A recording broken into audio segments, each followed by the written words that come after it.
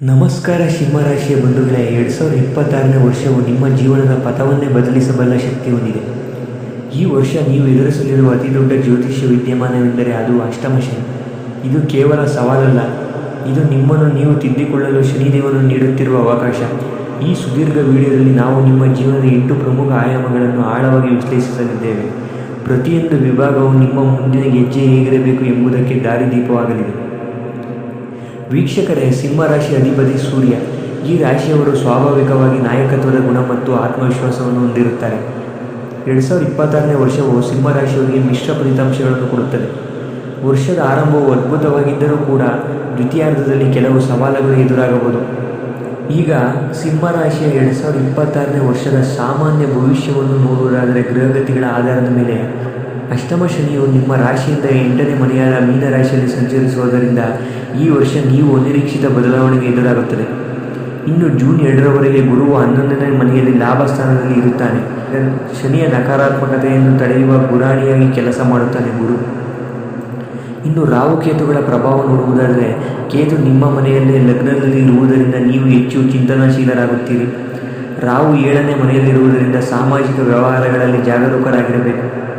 ಇನ್ನು 2026ನೇ ವರ್ಷದ ಸಿಂಹರಾಶಿಯ ಕುಟುಂಬ ಭವಿಷ್ಯವನ್ನು ನೋಡುವುದಾದರೆ, ಕೇತುವಿನ ಪ್ರಭಾವದಿಂದ ನಿಮಗೆ ಅತಿಯಾದ ಹಠ ಅಥವಾ ವೈರಾಗ್ಯ ಉಂಟಾಗಿ ಮನೆಯವರೊಂದಿಗೆ ಸಣ್ಣ ಪುಟ್ಟ ಭಿನ್ನಾಭಿಪ್ರಾಯಗಳು ಬರಬಹುದು.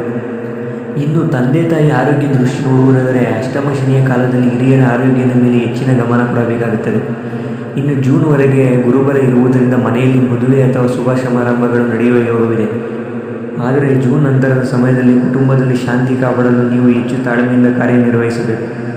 ಇನ್ನು 2026ನೇ ವರ್ಷದ ಸಿಂಹರಾಶಿಯ ಆರೋಗ್ಯ ಭವಿಷ್ಯವನ್ನು ನೋಡುವುದಾದರೆ, ಈ ವರ್ಷ ಆರೋಗ್ಯದ ಬಗ್ಗೆ ನಿರ್ಲಕ್ಷ್ಯ ಬೇಡ. ಶನಿಯು ಅಷ್ಟಮದಲ್ಲಿ ಇರುವುದರಿಂದ ದೀರ್ಘಕಾಲದ ಕಾಯಿಲೆಗಳು ಮರುಕಳಿಸಬಹುದು. ವಿಶೇಷವಾಗಿ ಕಾಲುಗಳು, ಬೆನ್ನು ಮತ್ತು ಹೊಟ್ಟೆಯ ಭಾಗದ ಬಗ್ಗೆ ಎಚ್ಚರಿಕೆ ಇರಲಿ. ಅನಿರೀಕ್ಷಿತ ಘಟನೆಗಳಿಂದ ಮಾನಸಿಕ ಶಾಂತಿ ಕೆಡಬಹುದು. ಇದನ್ನು ಸರಿದೂಗಿಸಲು ಪ್ರಾಣಾಯಾಮ ಮತ್ತು ಧ್ಯಾನವನ್ನು ಮಾಡುವುದು ಅಗತ್ಯ. ಇನ್ನು ಈ ವರ್ಷ ವಾಹನ ಚಾಲನೆ ಮಾಡುವಾಗ ಅತಿಯಾದ ವೇಗ ಮತ್ತು ಬೇಜವಾಬ್ದಾರಿತನ ಬೇಡ, ಏಕೆಂದರೆ ಈ ವರ್ಷ ಸಣ್ಣ ಪುಟ್ಟ ಗಾಯಗಳಾಗುವ ಸಾಧ್ಯತೆ ಇರುತ್ತದೆ. ಇನ್ನು 2026ರಲ್ಲಿ ಪ್ರೀತಿ ಮತ್ತು ವಿವಾಹ ಜೀವನ ಹೇಗಿರುತ್ತದೆ ಎಂದು ನೋಡುವುದಾದರೆ, ರಾಹು ಗ್ರಹ ಸಪ್ತಮ ಭಾವದಲ್ಲಿ ಇರುವುದರಿಂದ ಪ್ರೇಮಿಗಳ ನಡುವೆ ನಂಬಿಕೆಯ ಕೊರತೆ ಉಂಟಾಗಬಹುದು. ಮಾತುಕತೆಯ ಮೂಲಕ ಸಮಸ್ಯೆಗಳನ್ನು ಬಗೆಹರಿಸಿಕೊಳ್ಳುವುದು ಉತ್ತಮ. ಇನ್ನು ದಾಂಪತ್ಯ ಜೀವನವನ್ನು ನೋಡುವುದಾದರೆ, ಜೀವನ ಸಂಗಾತಿಯ ಆರೋಗ್ಯದಲ್ಲಿ ಏರುಪೇರಾಗಬಹುದು ಅಥವಾ ಅವರ ವೃತ್ತಿಯಲ್ಲಿನ ಒತ್ತಡವು ಮನೆಯ ಮೇಲೆ ಪ್ರಭಾವ ಬೀರಬಹುದು.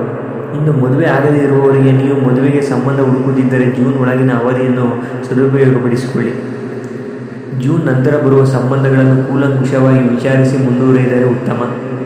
ಇನ್ನು ವೃತ್ತಿ ಮತ್ತು ಉದ್ಯೋಗದ ಭವಿಷ್ಯವನ್ನು ನೋಡುವುದಾದರೆ, ಕೆಲಸದಲ್ಲಿ ಸವಾಲು. ಮುಂದಿನ ವರ್ಷ 2026ರಲ್ಲಿ ಅಷ್ಟಮ ಶನಿಯು ನಿಮ್ಮನ್ನು ಹೆಚ್ಚು ಕೆಲಸ ಮಾಡುವಂತೆ ಪ್ರೇರೇಪಿಸುತ್ತಾನೆ. ಸಹೋದ್ಯೋಗಿಗಳ ಸಂಚು ಅಥವಾ ರಾಜಕೀಯದಿಂದ ನಿಮಗೆ ಮಾನಸಿಕ ಕಿರಿಕಿರಿ ಉಂಟಾಗಬಹುದು. ಇನ್ನು ಉದ್ಯೋಗ ಬದಲಾವಣೆಗೆ ಇದು ಸರಿಯಾದ ಸಮಯವಲ್ಲ, ಆದರೆ ಅನಿರೀಕ್ಷಿತ ವರ್ಗಾವಣೆಗಳಾದರೆ ಅದನ್ನು ಸವಾಲಾಗಿ ಸ್ವೀಕರಿಸಿ. ಇನ್ನು 2026ರಲ್ಲಿ ವ್ಯಾಪಾರಸ್ಥರಿಗೆ, ಹೊಸ ಹೂಡಿಕೆಗಳಿಗೆ ಅಥವಾ ಪಾಲುದಾರಿಕೆ ವ್ಯವಹಾರಗಳಿಗೆ ಈ ವರ್ಷ ಅಷ್ಟೊಂದು ಪೂರಕವಾಗಿಲ್ಲ. ಅತಿ ಆಸೆಯಿಂದ ದೊಡ್ಡ ರಿಸ್ಕನ್ನು ತೆಗೆದುಕೊಳ್ಳಬೇಡಿ. ಇನ್ನು ಸಿಂಹರಾಶಿ 2026ನ ಹಣಕಾಸು ಭವಿಷ್ಯವನ್ನು ನೋಡುವುದಾದರೆ, ವೀಕ್ಷಕರೇ, ಹಣಕಾಸು ಭವಿಷ್ಯವನ್ನು ನೋಡುವ ಮೊದಲು ನಮ್ಮ ಚಾನಲನ್ನು ಸಬ್ಸ್ಕ್ರೈಬ್ ಮಾಡಿ ಬೆಲ್ಲೈಕನ್ ಒತ್ತುವುದನ್ನು ಮರಿಬೇಡಿ. ಇನ್ನು ಹಣಕಾಸಿನ ಭವಿಷ್ಯದಲ್ಲಿ ಮೊದಲಿಗೆ ಆದಾಯದ ಮೂಲ ನೋಡುವುದಾದರೆ, ವರ್ಷದ ಮೊದಲಾರ್ಧದಲ್ಲಿ ಆದಾಯವು ಸ್ಥಿರವಾಗಿರುತ್ತದೆ. ಹಳೆಯ ಸಾಲಗಳು ಮರಳಿ ಬರುವ ಸಾಧ್ಯತೆ ಇದೆ. ಆದರೆ ಜೂನ್ ನಂತರ ಗುರುವು ನಿಮ್ಮ 12ನೇ ಮನೆಗೆ ಹೋಗುವುದರಿಂದ ಧಾರ್ಮಿಕ ಮತ್ತು ವೈದ್ಯಕೀಯ ವೆಚ್ಚಗಳು ಹೆಚ್ಚಾಗಲಿವೆ. ಅನಗತ್ಯ ಐಷಾರಾಮಿ ವಸ್ತುಗಳ ಮೇಲೆ ಹಣ ವ್ಯಯ ಮಾಡಬೇಡಿ. ಜಾಗ್ರತೆ, ಯಾರಿಗೂ ದೊಡ್ಡ ಮೊತ್ತದ ಹಣವನ್ನು ಸಾಲವಾಗಿ ನೀಡಬೇಡಿ, ಅದು ವಾಪಸ್ ಬರುವುದು ಕಷ್ಟವಾಗಬಹುದು. ವೀಕ್ಷಕರು, 2026 ಸಿಂಹರಾಶಿಯವರಿಗೆ ಜೂನ್ವರೆಗೂ ಆದಾಯದ ಮೂಲ ಚೆನ್ನಾಗಿರುತ್ತದೆ. ಆದರೆ ಜೂನ್ ನಂತರ ವೆಚ್ಚಗಳು ಹೆಚ್ಚಾಗಲಿವೆ. ಆದ್ದರಿಂದ ಜಾಗೃತೆಯಾಗಿರಬೇಕು. ಯಾರಿಗಾದರೂ ಸಂಬಂಧಿಕರಿಗಾಗಿರ್ಬೋದು, ಸ್ನೇಹಿತರಿಗಾಗಿರ್ಬೋದು ಸಾಲವನ್ನು ಕೊಡುವ ಮೊದಲು ಯೋಚನೆ ಮಾಡಬೇಕು. ನೀವು ಸಾಲ ಕೊಟ್ಟ ನಂತರ ಅದು ವಾಪಸ್ ಬರುವುದು ಕಷ್ಟವಾಗಬಹುದು. ಎಚ್ಚರದಿಂದಿರಿ.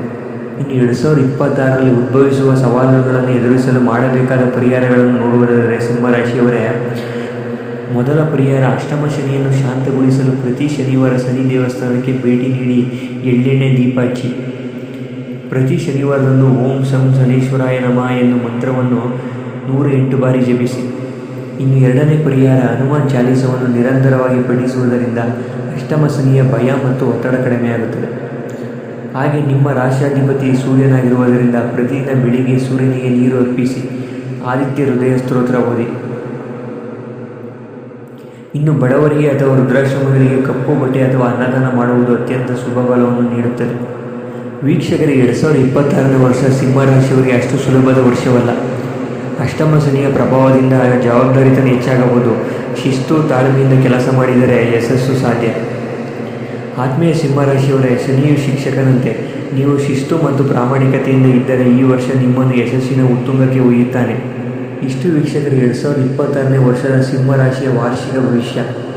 ವೀಕ್ಷಕರೇ, ಈ ಮಾಹಿತಿ ನಿಮಗೆ ಉಪಯುಕ್ತವೆನಿಸಿದರೆ ಈ ವಿಡಿಯೋವನ್ನು ಲೈಕ್ ಮಾಡಿ ಮತ್ತು ನಿಮ್ಮ ಸ್ನೇಹಿತರಿಗೂ ಈ ವಿಡಿಯೋವನ್ನು ಶೇರ್ ಮಾಡಿ. ಹಾಗೆ ನಮ್ಮ ರಾಶಿ ಮಿತ್ರ ಚಾನಲನ್ನು ಸಬ್ಸ್ಕ್ರೈಬ್ ಮಾಡಿ. ಧನ್ಯವಾದಗಳು.